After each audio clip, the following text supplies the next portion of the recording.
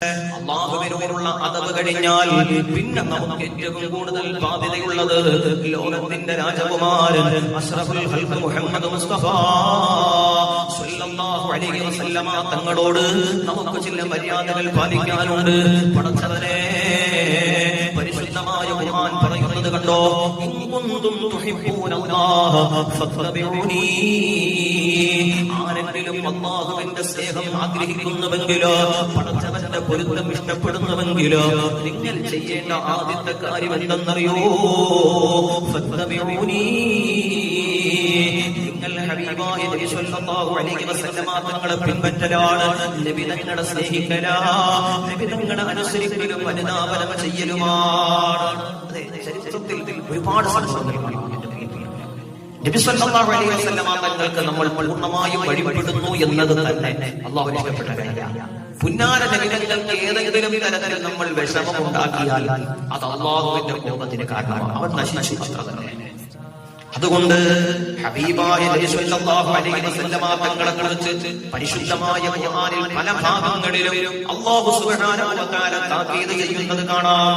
യാ അയ്യുഹല്ലദീന ആമനൂ ലാ തർഫഉ അസ്വാതകും ഫൗക സൗതിൻ നബി വലാ തജ്ഹറൂ ലഹു ബിൽ ഖൗലി കജഹരി ബഅദികും ലിബഅദി അൻ തഹബത അഅമാലുകും വ അൻതും ലാ തശ്കുറൂൻ.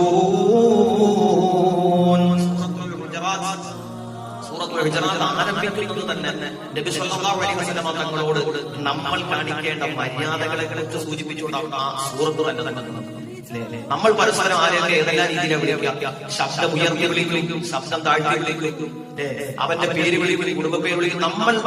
നമുക്കിടയിലുള്ള ആളുകളുമായിട്ട് നമ്മൾ സംസാരിക്കുന്നതിന് ചില രീതികളുണ്ട്. പരിശുദ്ധമായ ഖുർആൻ അടിവരയിട്ടുകൊണ്ട് അത്തരം വിളികൾ പുന്നാര നബിയോട് വേണ്ടാന്ന് താക്കീതില്ല. എവിടെ? സൂറത്തുൽ ഹുജറാത്തിൽ. പടച്ചവനെ, അല്ലാഹു പറയുന്നു, ഇത് വിശ്വാസികളോടാണ് പറയുന്നത്. അതാണ് ആദ്യത്തെ വാചകം പറയുന്നത്. യാ അയ്യുഹല്ലദീന ആമനൂ, വിശ്വാസികളെ. അല്ലാഹുവിനെ അനുസരിക്കുന്നവരെ എന്ന് വെച്ചിട്ടാണ് പറയുന്നത്. അവർക്കാണ് സംസ്കാരം. അവർ ആ സംസ്കാരം പാലിച്ചേ പറ്റും. എന്താ പറയുന്നത്? ലാ തർഫഉ അസ്വാതകും ഫൗക സൗതിൻ നബി. ഒന്ന്, നിങ്ങളുടെ ശബ്ദം നബിയുടെ ശബ്ദത്തിനേക്കാൾ മികച്ചതായിരിക്കണം. നബി തങ്ങളുടെ ശബ്ദത്തെക്കാൾ നിങ്ങളുടെ ശബ്ദം താഴ്ന്നു കേൾക്കണം. ആരോടാ പറയുന്നത്?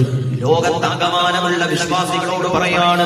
വലാ തജ്ഹറൂ ലഹു ബിൽ ഖൗലി കജഹരി ബഅദികും ലിബഅദ്. നിങ്ങൾ ചിലരോട്, നിങ്ങളിൽപ്പെട്ട ചിലരോട് നിങ്ങൾ അമിതമായി ശബ്ദം ഉയർത്തി സംസാരിക്കാറുണ്ട്. പാടില്ല. നബി സല്ലല്ലാഹു